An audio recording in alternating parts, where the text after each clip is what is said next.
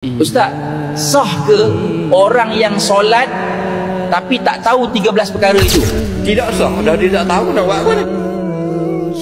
Dia tanya gini lain kali, sah dah orang yang semayang tapi dia tak boleh nak hafal 13 rukun semayang.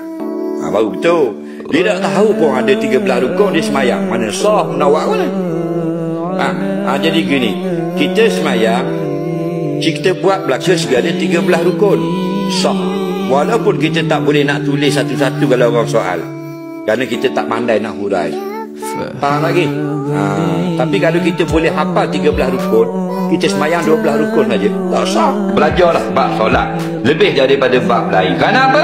Kerana tanpa solat kita tidak ada tempat nak letak amal-amal yang lain. Sebab tu dia kata umududdin as-solat. Nabi kata tiang-tiang agama itu ialah solat. Solat mana? Salatul khams, solat 5 waktu. Jadi sebaiknya bagi orang yang semayang tak tinggal dah ni, kita mula sekarang dapatkan pengertian bacaan dalam semayang dari takbir sampai salam.